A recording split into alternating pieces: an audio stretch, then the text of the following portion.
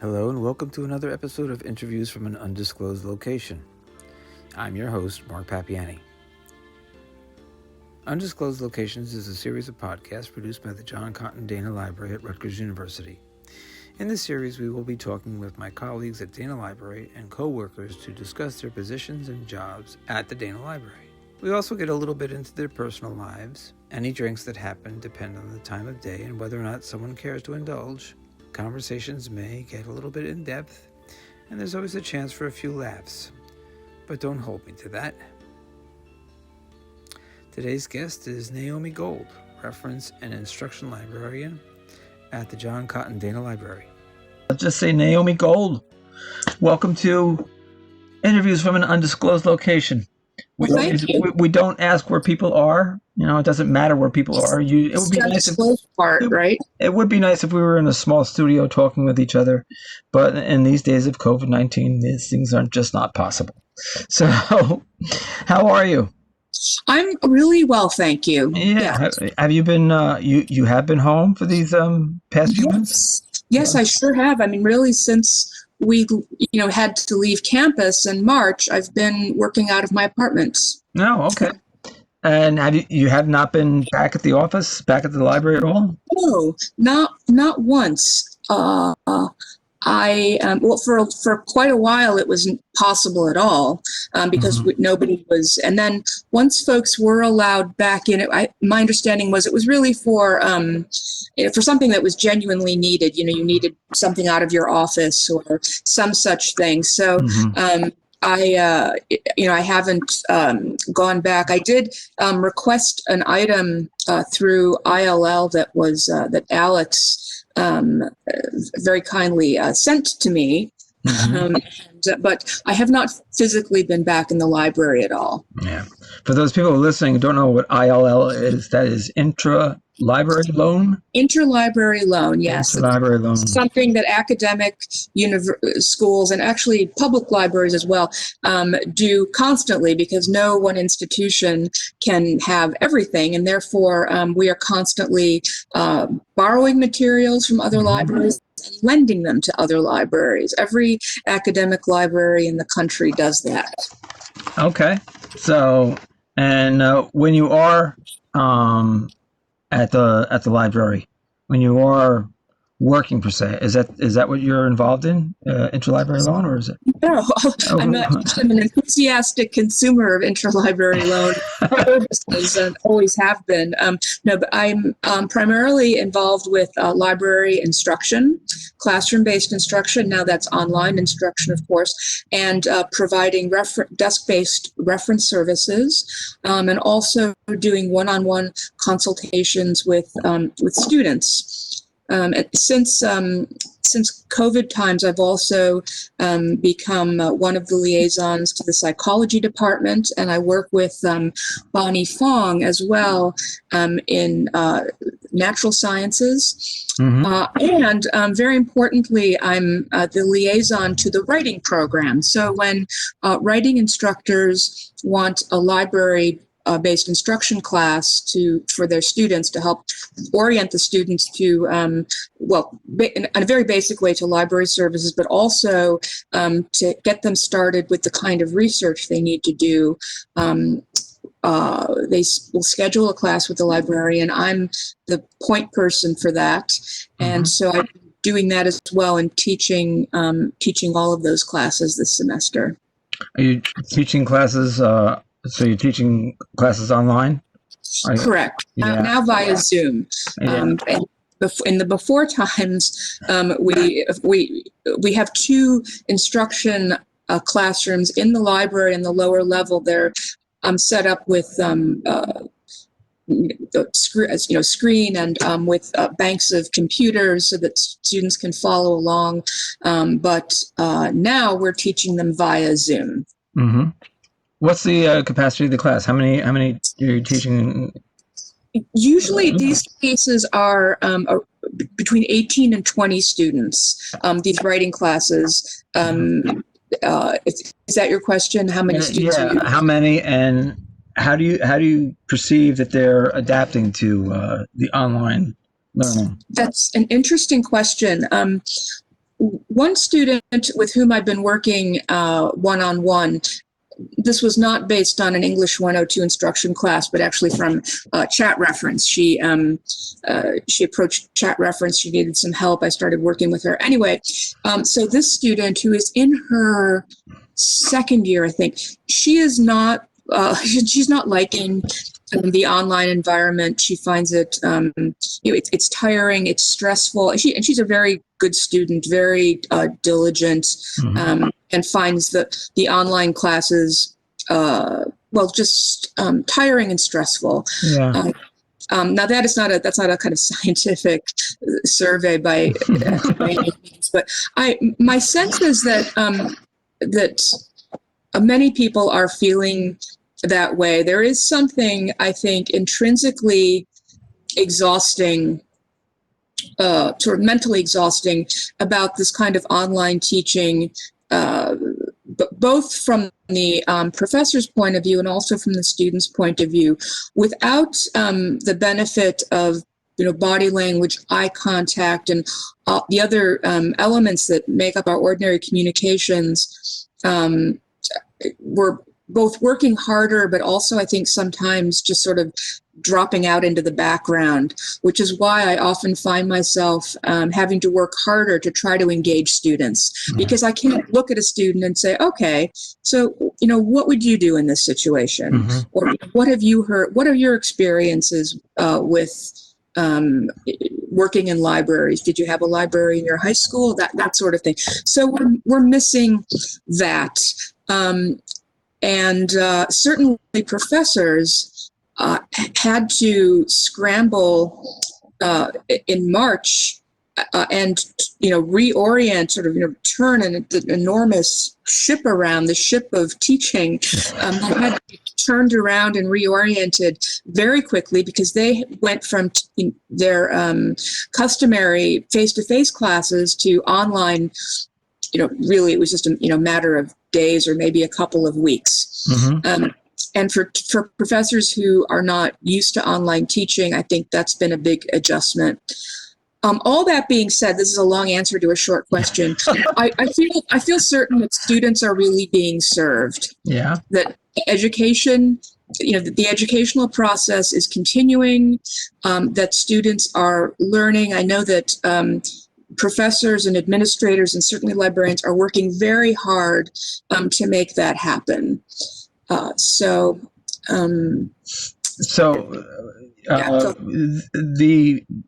one student who you had this conversation with, what kind of advice did you give her? Just to stick it out, or just to? Yeah, I said, please persevere. I said, you already have so much, on the ball, as I put it. I mean, you're doing all the right things. Right. And I also said, I can assure you that you are not the only person who's, feeling this way. That's absolutely true. I know of two personal students, friends of mine, well, daughters of mine, let's put it that way.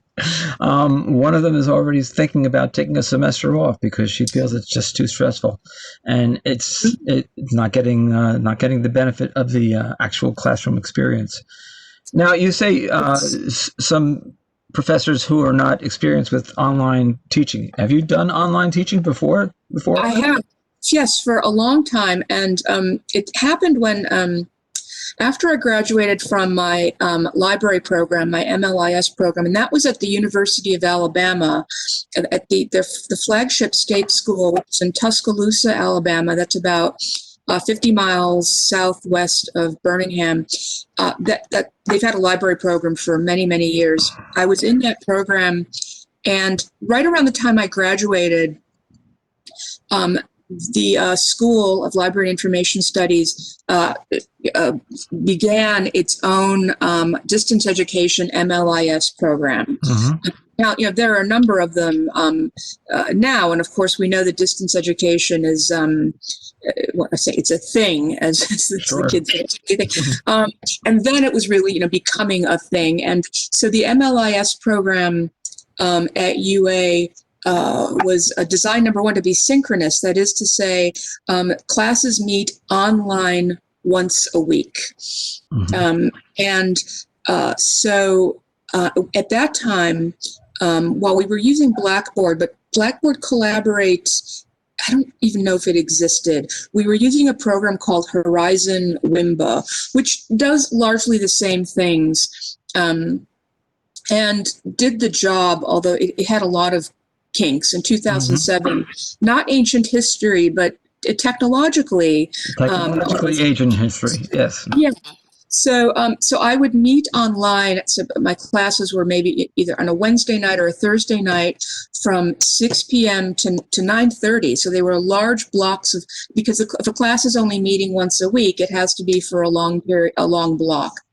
And I would, we had an online classroom without the video, I should say, because it becomes impossible after a while if you have a great number of students. So it was all audio. I could speak to them, they could speak to me, I could project slides, we could have conversations. But those classes, I should say, Mark, could be very large, so that a required class could be as many as 40 people. Wow. So I would have 40 people in an online class. And so working to engage those students who were, now this is a graduate program, and these are, fully formed adults, and as much as any of us are really fully formed adults, but these aren't undergraduates, and but still the whole participation issue took a lot of extra effort. But I did that really up until about last year, since 2007. When I was living in Alabama, I also taught some face-to-face classes for them, but most of my work for them was through their distance education program, which still continues. They've cut back drastically on their adjuncts. So in any case, so I've been doing that for a long time. So I want to say I knew all about it, but this was not new to me. Although the stresses remained, but it was not a big shock. Not a big shock. No. Now, you went to University of Alabama. Is that where you're from? From that area? No, I'm originally from the Chicago area. I was actually born in Chicago proper on the South Side, and I grew up in Skokie, Illinois, which is really a suburb, really right next to Chicago. So this is, in fact, if it helps at all geographically, I was living very close to Lake Michigan. So when I was a kid, I could ride my bike to the lake. So it's a suburb that's sort of in the easterly direction, right next to Evanston, Illinois, which Northwestern University is there, if you've heard of it. So sure. And so, I grew up in that suburb, and my parents were very urban, city-minded people, but they wanted sort of a front yard and a backyard. And so we moved to a suburb that was sort of as close as you could be to the city without actually, being in the city. And we're taking, public transit, which was very important to my parents that we be near public transit from a very young age, and much younger now than I was talking to my dad the other day. We were 9 or 10 years old, and I'm not sure I'd let a 9 or 10-year-old take a bus on his or her own anymore these days. But anyway, we spent a lot of time, going into downtown Chicago when we were kids, and also, we took family trips to New York. So anyway, that's what I grew up in that area. And is this a big family? Mom and dad, brothers, sisters? 2 younger brothers. I'm the eldest. 2 younger brothers? Correct. And they're still in the Chicago area, or? One actually is in Brooklyn. He moved here in 1999, and the other brother is now in a northwest suburb in Schaumburg, which is where my parents now are. That is it's west of Lake Michigan. I orient everything in the Chicago area about where it is relative to the lake. So it's a northwest suburb, about maybe a 50-minute car ride from downtown Chicago. So 2007, you're in University of Alabama?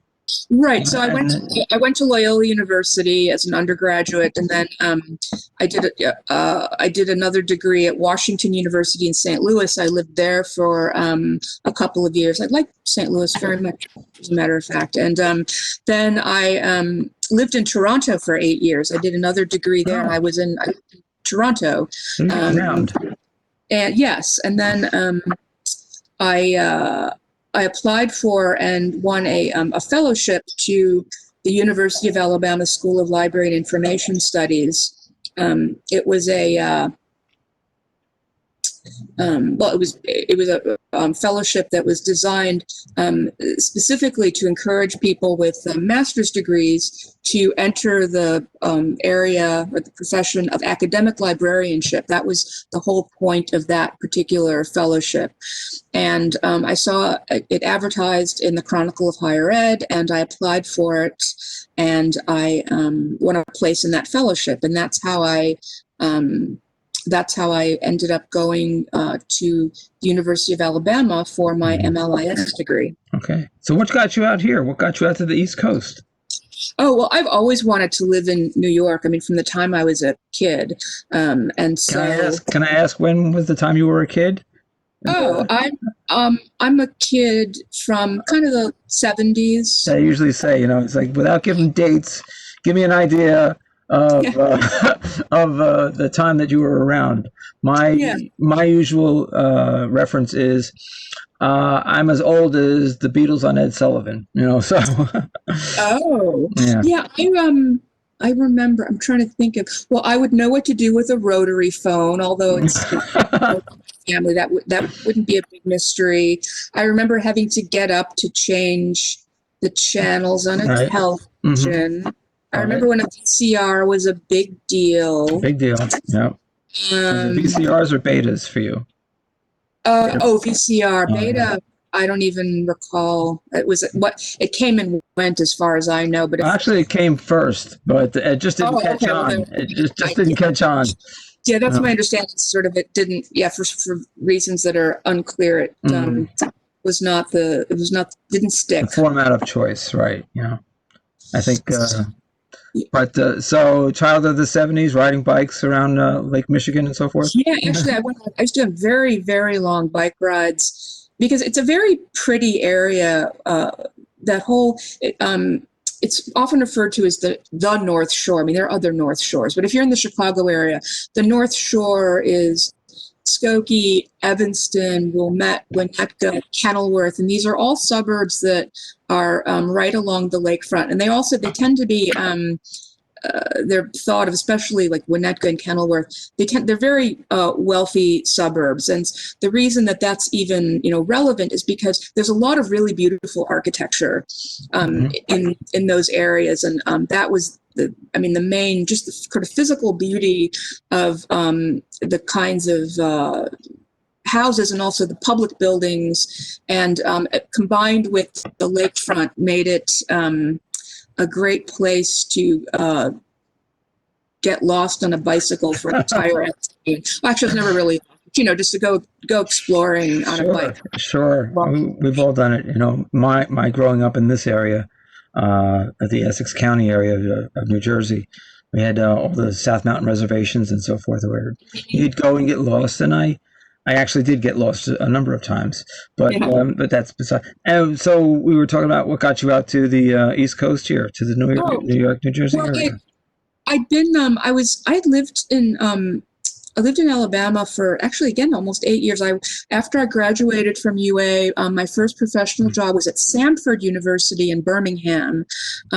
Sanford is a school that's affiliated with a Southern Baptist school, and there's so many things I could say about it. It's a smallish university. It has a school of pharmacy, excellent nursing school, a law school, and students are very well served by that environment because there's a small ratio of professors to students, and the professors are highly sort of invested and involved with the students, and Yeah, people asked me, people would ask me, was moving to Alabama, was there a culture shock for you?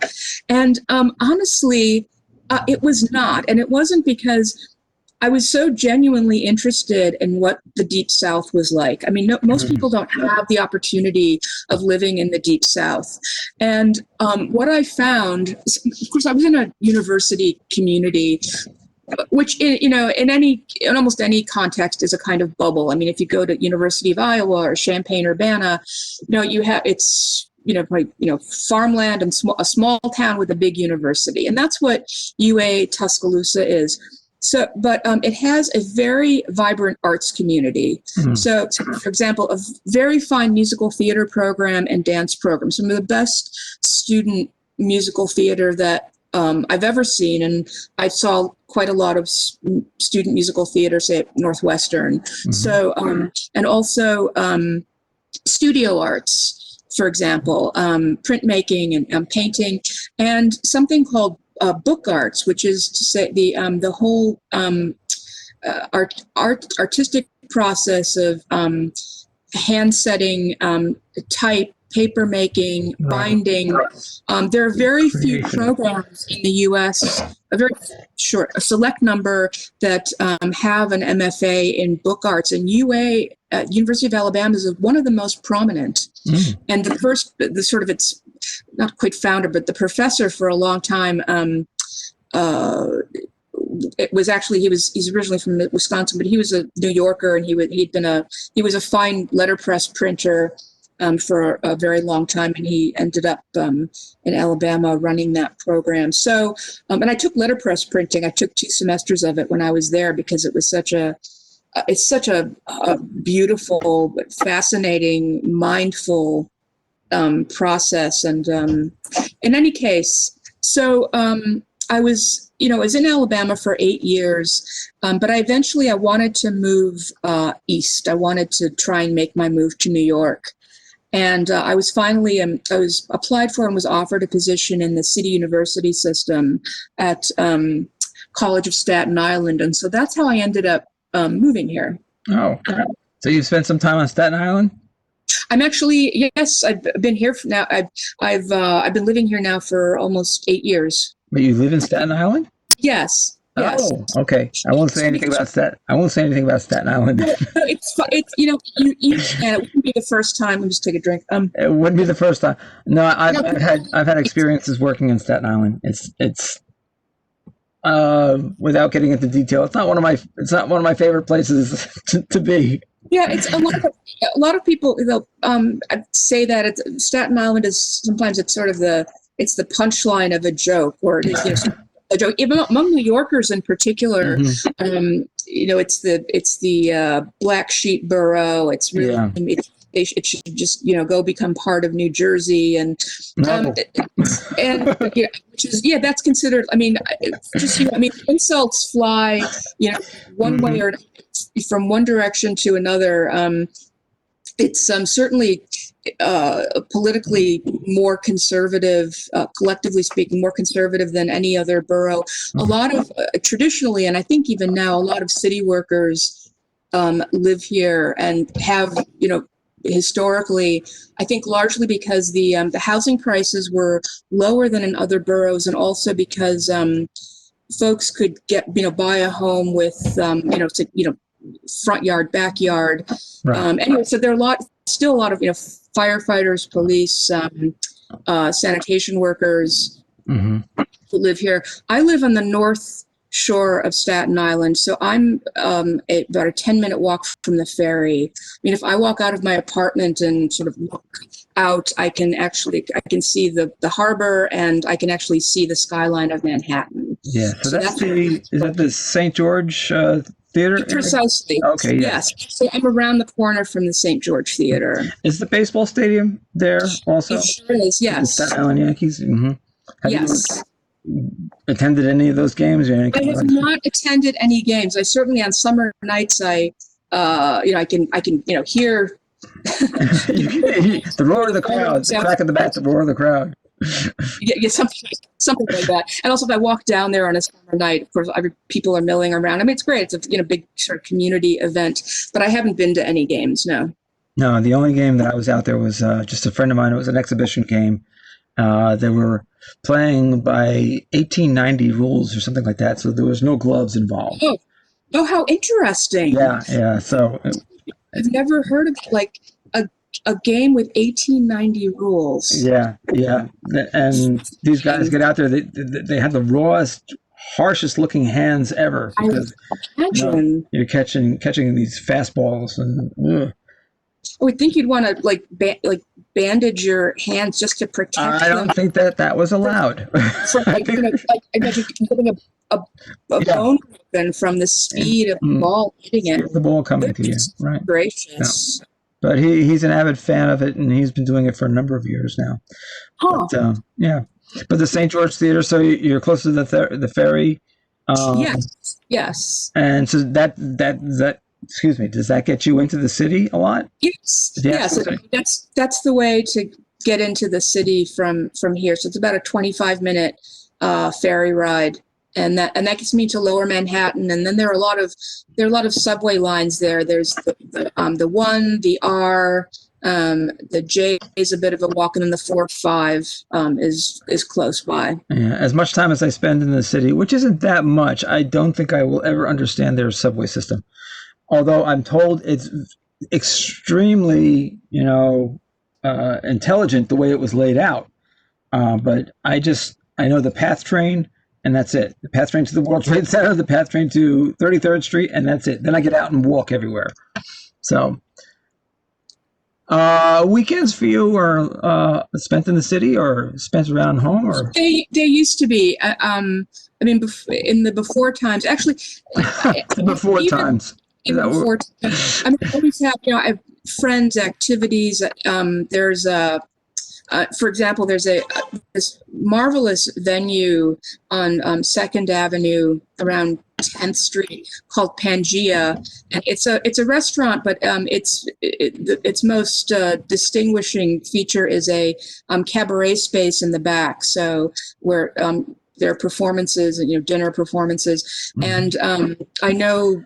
I got to know a lot of people outside of work when I moved here. I was really out and about, and people I'd known or known of online. I would go to events and meet them, and I was determined to jump into things that I'd been reading about and so I got to know the owners, and then I got to know some of the people who manage the acts that go on at Pangea. So, one of them, for example, is called Tweed Theater Works. And what is it called? Tweed, TWEED. Okay. Tweed's been around for about 30 years now. And so I started working with the founder and artistic director of Tweed. His name's Kevin Maloney. And I've worked with him on a number of projects. We're putting together now a performance as a fundraiser for Pangea of the importance of being earnest. Oh, we're going to do that. We're going to work on doing that remotely, and so I was always out and about on the weekends. Mm-hmm. Now, obviously not so much. This performance is coming up. It's going to be online. You're going to be performing in secret. Yes. We haven't decided yet whether it's going to be.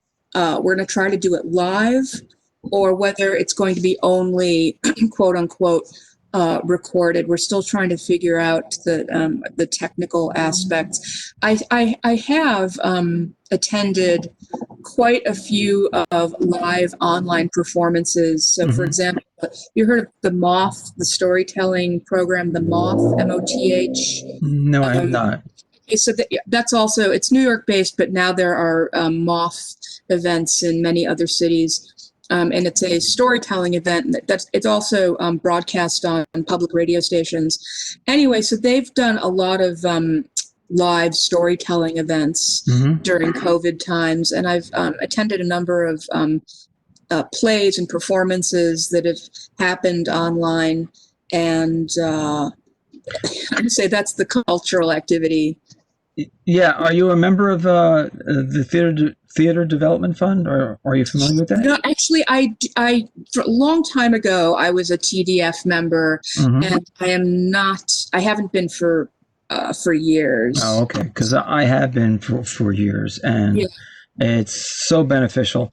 And it's just unfortunate that the all of Broadway is going to be shut down until the spring. It is a complete heartbreaker. I know. I mean, did you ever think that you'd be living through times like this? It's really no. I mean, it's inconceivable, the length of it. I mean, the idea that some new virus would emerge that would for which we didn't, we'd never seen before. Certainly, our bodies and immune system never seen before, that we had to contend with. That's not so surprising. That this is going on as long as it is, and that it keeps, it seems to, not dissipate a bit, and then it flares up again. And the constellation of symptoms and after effects that we read about, from week to week, I never imagined anything like this. No. Short answer, short. I never imagined that we'd be in this kind of situation. Not for this. Globally, it's not just. I mean, right. No. It's not just this particular area. It's not just the United States. It's globally. And no, I never thought I'd live through anything like this. I never thought this would come into my into my life. So, but so are you looking forward to getting back to work, getting back to the office, or are you just you're very content just to do everything from home? I think I listened to your interview with Bobby yesterday, and and it was really delightful. I work with her on a day-to-day basis, and I have such wonderful colleagues. I have to say, at Dana, I'm really, really fortunate.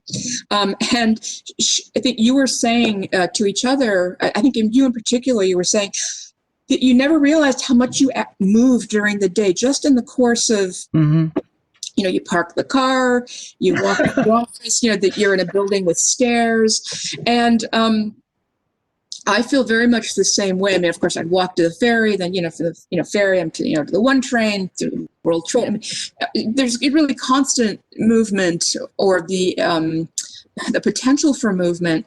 And that's something that I've had to deliberately kind of build into the day, because otherwise I'm just really in a very solitary sitting position, and so also I miss when we meet students. I mean, sometimes we meet students and begin to develop relationships with them just because they've approached the desk, and so that whole that ability that we have to meet with the students based on our being physically at the reference desk is not present right now, and so I do miss that.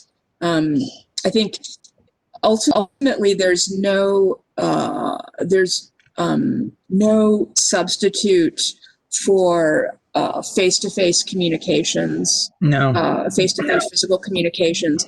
So yes, I mean, I think even if, and I expect at some point we'll have something hybrid. It's going to be a different. It's going to be a different day. It's going to be a different different time. So we may not be not 5 days a week, or not for entire days. We're going to have to limit our contact. But I am looking forward to getting back to that. I think we all are. And like you said, there's no substitute for face-to-face. Even though what we're doing right now is considered, I guess, face-to-face, it's so two-dimensional that it still does not feel right. Doesn't feel real. It's the best that it's not satisfying enough. Yeah, it's not. It's right. It's two-dimensional. It's not satisfying in the way that a full, kind of physical interaction would be. That being said, I've had a number of one-to-one sort of meetings or consultations with both faculty and students. So meeting one-on-one with a student with whom I've scheduled a Zoom meeting, and just the ability to converse in a kind of natural way, Yeah. and also to share my screen and to do demonstrations and to see what the student is doing, and a lot has been accomplished that way. And so I'm grateful for what we have and what we are able to do. Yeah. Our work has not stopped completely. No. The work of learning has not stopped. Interestingly, I mean, you said your daughter was thinking of taking a semester off because she's really genuinely missing out on so much college experience, right? Yeah. Experience. I've heard. I mean, I have a nephew who's the brother who lives in the northwest suburbs of Chicago. His son, my nephew Jack. He's in a similar situation, and so are, hundreds, thousands of students all over the country are in a similar situation. I'm kind of, proud of us, sort of us collectively at Rutgers for working hard to keep things going for the students. Yeah, I think we're doing a good job, but I think we do a much better job when we all get back. So, I agree. Mm-hmm. So we're coming down towards the end already. I don't believe how fast this went, but if anyone needs to get in touch with you, what's the best way that they can do that? Well, right now it's email, and my email is it's naomi.gold at rutgers.edu. So that's first name, last name, Naomi, Naomi .gold, GOLD, at rutgers.edu. Okay, well, that's good. And we'll be putting this interview up rather shortly on both Facebook, Instagram, sometimes on Twitter, and share it around. We use the hashtag undisclosed locations. Well, now everyone knows that I'm somewhere in the wilds of Staten Island is a Rutgers librarian. Yes. And if you see her, say hello. Okay, take a ride with her on the ferry or taking a show whenever they open shows at the St. George Theater again. Yeah, treat her to a baseball game. She's never been to a Staten Island Yankees baseball game. It's true. That St. George Theater, I guess you've been in it. It's a very beautiful theater. It's one of those. I have been in it. Yes. It was one of those WPA project theaters. Right. It's of course they don't, buildings, structures like that just aren't built anymore. So it's a gorgeous theater, and they've had a huge variety of acts. Stand-up comedy. Bands. They actually shot the movie School of Rock there. That doesn't surprise me. Yeah, that's where it was shot. Years ago, I used to work for Time Warner Cable, and I was not a news reporter. I was a news cameraman. I worked for the in the studios and so forth, and we had access to basically most of that theater. Doing a news story for them. It's a beautiful theater, it really is. So people want to get out to the St. George Theater in Staten Island. We're giving them an extra plug here. Okay. As soon as we can get out and do things again. And there's some great restaurants right around here. I mean, this North Shore area is, it's the most urban part of Staten Island, also architecturally interesting. If folks are visiting here and they want recommendations for restaurants, I am happy to speak with them about that because we do quite well here, and it's a fun area to walk around. All right. Well, so you're one of the few people that I know that actually likes Staten Island, and maybe I'll have to rethink my feelings towards it again. Your experiences and Staten Island is very, very big. In fact, quite honestly, I haven't been to most of it. There are buses that go to every part of the island, but they're very slow because these roads were not designed for, they're 2-lane roads. They weren't designed for this kind of traffic. It has the most green space of any of the boroughs. It has an enormous amount of parkland.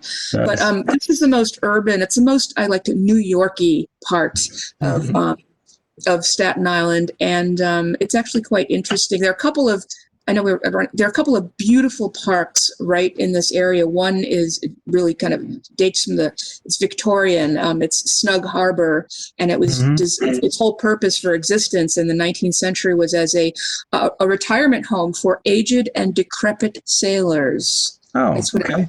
Snug Harbor, and parts of it look like an E.M. Forster novel. I mean, there's an entire row of it's known as Temple Road. These neoclassical buildings that face the main road, and it's a beautiful. Now it's a New York City park, and so yes, this is a very interesting part of Staten Island, and for the time being, it is still one of the boroughs, and so yeah, I think it'll stay one of the boroughs. my guess, yeah, it's not. Yeah.